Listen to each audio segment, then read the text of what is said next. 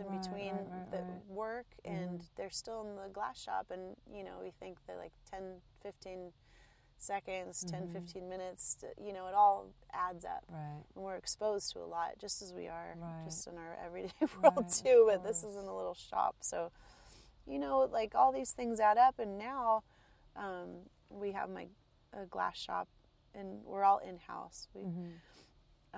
And then also 2 doors down, Tyler does my glass work now from Locust Surfboards.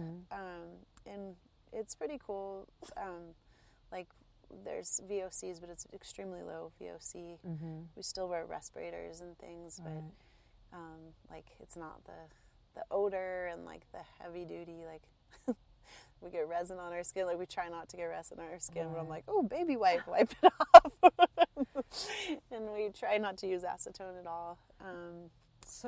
Sometimes we need to, but it's. I wanted to ask you. You mentioned that. Of course, it's costly to experiment, but I also imagine you have more people seeking you out, maybe because, a lot of people also, a lot of surfers who want to be more environmentally conscious with their choices, are like excited to find out that there's someone like you making these boards. I mean, do you find that part of the business, like sometimes, do you feel like there's some kind of boom in the business in terms of people's interest in that? And I think, it's really interesting. Like I am getting more people that hadn't heard of me, but they heard that maybe through Sustainable Surf, who they're the company that like they kind of help people get on track with how they can make their company more eco-friendly, eco-minded. But they actually were like green certified through them. But sometimes I'll get orders just based off of that. That's great. But when I first decided to glass the boards, or just do all eco glassing, I didn't ask my customers. And my husband, he was doing he was in between jobs, and he was like, why don't we do it? Like, you've been wanting to do the eco glassing. I get some glassers in town to do it sometimes, but it was just like pulling teeth to get them to glass it. And then just like getting the aesthetic that I wanted was another thing. So he built this amazing glassing facility, and and so Alex Thompson. So now he's stepped away from glassing surfboards, but we just like took this chance, not because we're like, yes, because we're gonna make a bunch more money, but it was just like it felt like the right thing to do, or it felt like there shouldn't even be any other options. Like once you start going in that direction, it just felt like the right direction for me personally. So that's what we did, and I didn't ask for anybody's approval. Wonderful. It was just like, we're going to do this. And I was definitely concerned that I wouldn't get orders anymore, but I think I only had 2 people ask me, so maybe a few more, if I could shape them a board and then they get it glassed with the polyester resin, because of that belief that the eco resin is not up to par, but like I have tested and approved the boards, and there's a lot of benefits actually that I like about them. Like yes, they take more time for us to make, but there's a lot of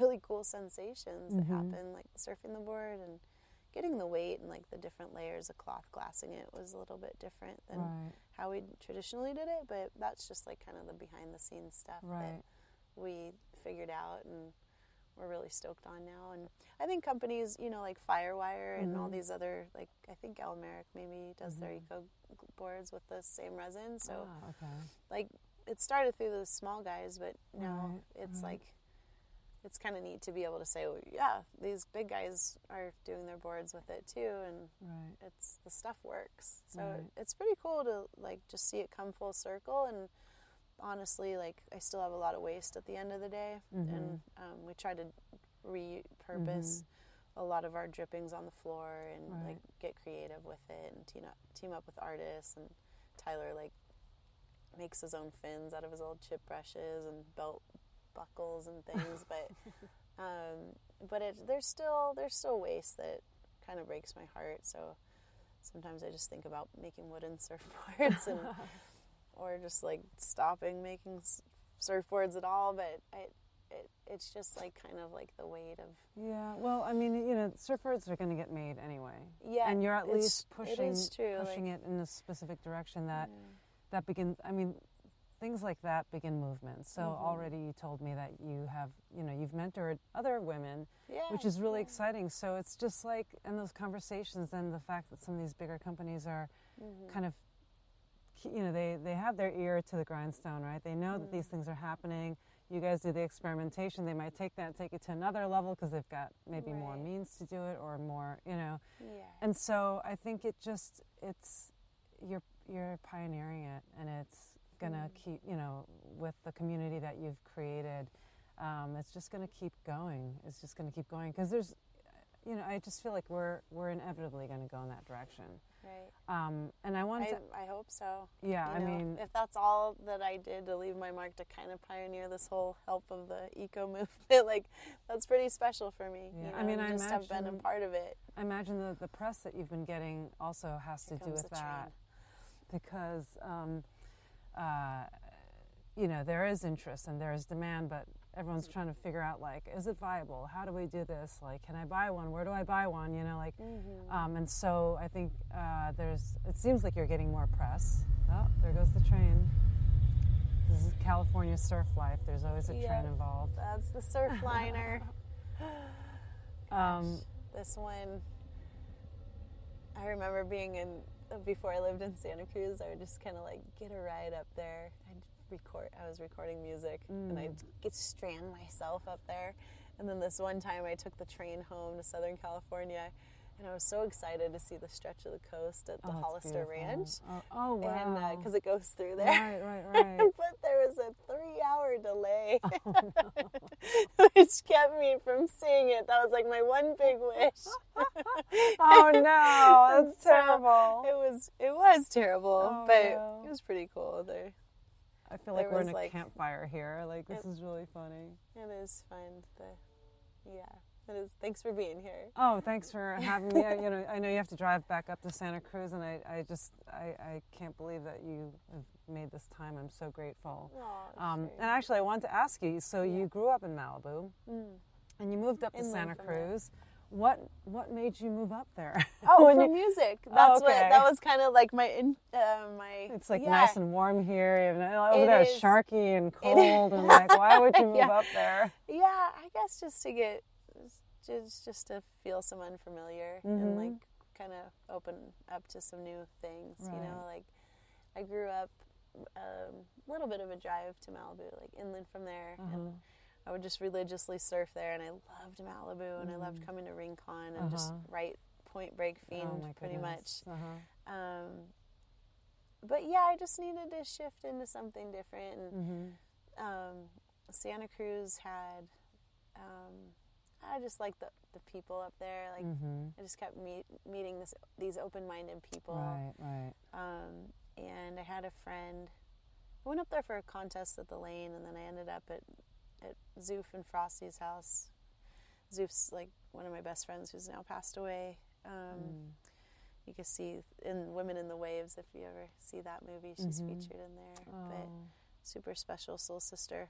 But I was at their house. She's with us for sure. But she's right here. Cleo, that's what you're so excited about. No, I was in her house, and I just had this, like, I don't know, it was a special barbecue, just some friends around, new people, and this one friend, Adam Haverstock, offered to record I went to school for music, and I was really into songwriting at the time. And, I had all these songs that I wanted to record, and he wanted to learn how to record. And he had just got GarageBand, and he said, if you ever come back to Santa Cruz, like, or if you want to come back up here, we'll make a point to, take like a week or something and record your songs. And I had a lot more songs than just a week, but I went traveling for a while, and then like on the way back from my travels, I just it's something happens to me when I'm on airplanes. I just feel this really strong pull of like what I'm meant to do when I get off the plane. Oh my God, me too. So yeah, I'm so it's productive neat like on planes. that. I don't know what that's about. I am too. Like everything kind of gets clear. And I was very clear that I wanted to record my songs when I got home. So I'd go. We ended up calling the album the Serenata Road Recordings. And because that's where I would go at 5 p.m. when Adam Haverstock was done with work, and I would be at his doorstep and get ready to record my songs. And just a really special time. I didn't live up there yet, but I just kept going up there and staying on friends' couches and things. And it's a special community. I mean, I wasn't surprised that you're from there. I feel like so many amazing things are coming out of that area, the Bay Area and Santa Cruz, like in terms of not just surfing, but of course women in surfing, you know. The equal pay thing came out of Mavericks, out of, you know, that the community of big wave surfers there. And then also just, you know, there's like Black Girls Surf, Brown Girls Surf, those organizations, and just Santa Cruz, like, you know, Sachi's up there, and just so many amazing people.